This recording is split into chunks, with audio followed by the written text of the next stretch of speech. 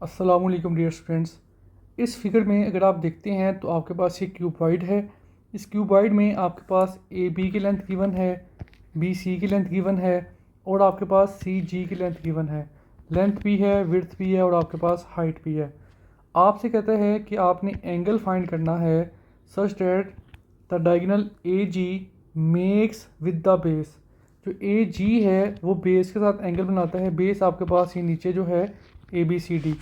अब ये क्वेश्चन काफ़ी ज़्यादा कंफ्यूजिंग लगता है, लेकिन अगर आपको मैं एक टेक्निक बताता हूँ तो आपने वो टेक्निक फॉलो करनी है, क्वेश्चन बहुत आसान हो जाएगा। टेक्निक ये है कि आपसे बात करता है ए जी, ये जो डायगोनल होता है इस डायगोनल को आपने यहाँ पर हाईलाइट करना है और उसके बाद आपने ये देखना है कि इसके एंड पॉइंट्स कौन से हैं आपके पास। इसका एंड पॉइंट आपके पास जी है। जी से आपने हमेशा बिल्कुल स्ट्रेट नीचे आ जाना है। आप बिल्कुल स्ट्रेट नीचे आ गए। अब आपके पास जो पीछे एक लाइन रह गई है वो कौन सी है। आप देखते हैं आपने स्टार्ट किया था ए से आप जी तक आए थे। अब आप जी से जब बिल्कुल नीचे आ जाएंगे तो आपके पास पॉइंट आ जाएगा सी। अब लास्ट आपका काम ये है कि आपने यहाँ पर ए को सी से ज्वाइन कर देना है। इस तरह आपके पास एक पूरी राइट एंगल ट्राइंगल बन जाएगी। दोबारा सुने बच्चों कि ए जी की बात करते हैं। ए से जी तक हमने ज्वाइन किया, जी से बिल्कुल स्ट्रेट हमेशा आपने नीचे आ जाना है और फिर ये जो पॉइंट होगा इस पॉइंट को आपने स्टार्टिंग पॉइंट से ज्वाइन कर देना है, जिससे आपके पास एक राइट एंगल ट्राइंगल बन जाएगी। अब यहाँ पर हम इस राइट एंगल ट्राइंगल को जब नोट करते हैं तो ये एंगल हमने फाइंड करना था, इसको हमने एक्स का नाम दे दिया। ये लेंथ आपके पास 12 है और ये जो आपके पास लेंथ है ये लेंथ हमें नहीं पता, ये लेंथ हम पहले फाइंड कर लेते हैं। और अगर आप फोकस करते हैं क्यूबॉइड में जो बेस होती है वो आपके पास एक रेक्टेंगल होता है। सो अगर मैं ए को सी से ज्वाइन करता हूँ तो ये आपके पास एक राइट एंगल ट्राइंगल होगी, क्योंकि रेक्टेंगल को जब मैं स्प्लिट करूँगा तो मेरे पास एक राइट एंगल ट्राइंगल बनेगी। इस राइट एंगल ट्राइंगल में आपके पास दो साइड्स हैं, थर्ड साइड नहीं है, लेकिन बाय यूजिंग पाइथागोरस थ्योरम आप फाइंड कर सकते हैं। कैसे? X square hypotenuse square equal to base square plus perpendicular square.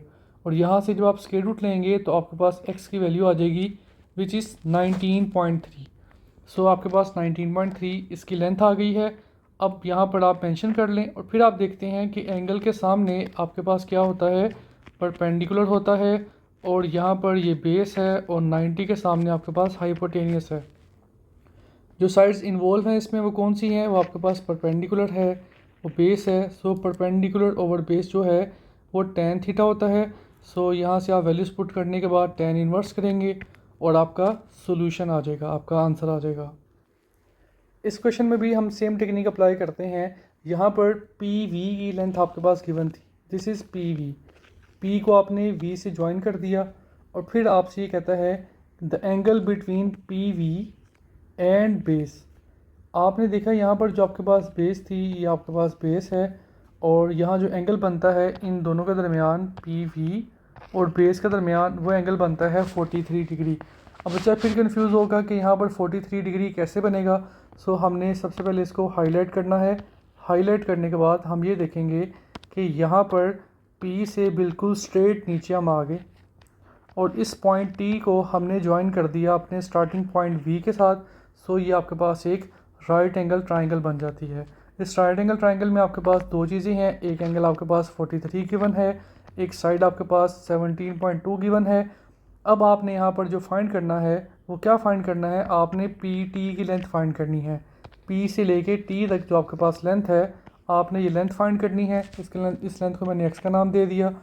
अब आप देखते हैं कि 90 के सामने होता है हाइपोटेनियस, एंगल के सामने होता है परपेंडिकुलर। सो यहाँ पर हमारे पास जो चीज़ें गिवन है वो परपेंडिकुलर और हाइपोटेनियस हैं। सो यहाँ पर हम ये रेशो यूज़ करते हैं, वैल्यूज पुट करके बेटा आपके पास इसका सोल्यूशन आ जाएगा। इस क्वेश्चन में आपके पास एक प्रिज्म है लेकिन टेक्निक बिल्कुल सेम है। इसमें भी आपसे कहता है कि आपने एंगल फाइंड करना है किसका, ए क्यू जो बेस के साथ बनाती है। अब ए क्यू ये है आपके पास, this is A and this is Q. अगर मैं ए और क्यू को ज्वाइन करता हूँ तो ये आपके पास लाइन बन जाती है और मैंने आपसे कहा था कि इस पॉइंट से आपने बिल्कुल स्ट्रेट नीचे आना है। सो यहाँ पर ये साइड इन्वॉल्व है, ये इन्वॉल्व है, स्टार्टिंग पॉइंट ये था और यहाँ पर आपके पास पॉइंट ये है। ए को आप सी से ज्वाइन करते हैं। आपके पास एक ट्राइंगल बन जाती है, ये वाली ट्राइंगल आ गई है। इसमें आपके पास ये 2 के इक्वल है, और ये जो डायगोनल था, ये जो बेस में आपके पास डायगोनल है, ये नहीं पता हमें। अब इसको फाइंड करने के लिए हमने ये देखा कि आपके पास एक राइट एंगल ट्राइंगल बनेगी। इस राइट एंगल ट्राइंगल में ये साइड 3 है, ये साइड 4 है। सो यहाँ पर आपके पास एंगल बनता है 90 डिग्री का। So by using Pythagoras theorem आप ये साइड फाइंड कर सकते हैं। This is equal to 5 centimetre. So अगर ये आपके पास 5 है, सो आप यहाँ पर मेंशन कर देते हैं कि ए सी जो है वो 5 की इक्वल है। सो यहाँ पर आपके पास 2 साइड्स इन्वॉल्व हैं, परपेंडिकुलर और बेस। सो यहाँ पर आप tan थीटा अप्लाई करते हुए एंगल निकाल सकते हैं। इस क्वेश्चन में आपके पास यहाँ पर जो चीज़ें गिवन है वो क्या हैं। आपके पास ए बी की लेंथ गिवन है जो कि 12 सेंटीमीटर है। This is A B and this is B C. और यहाँ पर जो वी सी है, वी सी की आपके पास लेंथ गिवन है। अब पॉइंट ये है कि हमने यहाँ पर फाइंड करना है कि जो वी सी है, वी सी बेसिकली ये है, ये आपका बेस के साथ एंगल क्या बनाता है। अब सेम जो प्रॉब्लम है वो यही है कि अगर हम इसको हाईलाइट कर लेते हैं तो ये आपके पास वी सी आ जाएगा। और मैंने कहा था कि वी से आपने बिल्कुल स्ट्रेट, जिस पॉइंट की बात करेगा बिल्कुल स्ट्रेट नीचे आना है। और जो हमारा स्टार्टिंग पॉइंट था वो क्या था, वो आपका यहाँ पर सी था। सी को हमने एम से ज्वाइन कर दिया। ये आपके पास एक राइट एंगल ट्राइंगल आ गई जिसमें वी एम और सी है। This is M, this is C and this is V. So हमने एक ट्राइंगल बना ली। This is our right angle triangle. इसमें एक लेंथ आपके पास 14 थी, हमने यहाँ पर 14 पुट कर दिया। अब पॉइंट ये है कि मुझे यहाँ पर ये लेंथ चाहिए।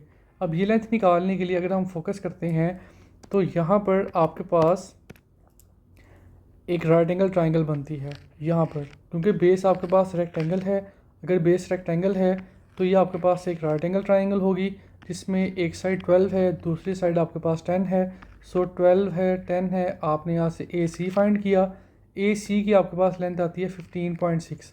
अब आपके पास ए सी जो है ये बेसिकली कट करता है कहाँ पे, मिड पॉइंट पे कट करता है। अगर ये मिड पॉइंट पे कट करता है तो हम ये देखते हैं कि ए सी की लेंथ हमें नहीं चाहिए, हमें उसका हाफ़ चाहिए। तो उसका हाफ़ करने के लिए हम ए सी की लेंथ को डिवाइड कर देंगे 2 पे। ए सी की लेंथ को जब हम 2 पे डिवाइड करेंगे तो हमारे पास एम सी की लेंथ आ जाएगी। सो जैसे ही हमारे पास एम सी की लेंथ आती है, हम एम सी की लेंथ को यहाँ पर कंसीडर कर लेते हैं विच इज़ 7.8। अब यहाँ पर हमारे पास जो चीज़ें गिवन हैं, जो चीज़ें इन्वॉल्व हैं, वो आपके पास कौन सी है, वो बेस है, वो हाइपोटेनियस है। सो बेस ओवर हाइपोटेनियस जो है वो कोस थीटा में अप्लाई होता है। सो यहाँ पर आप वैल्यूज़ पुट करते हैं बेस की, हाइपोटेनियस की, और कोस इन्वर्स करते हुए आपके पास आंसर आ जाता है।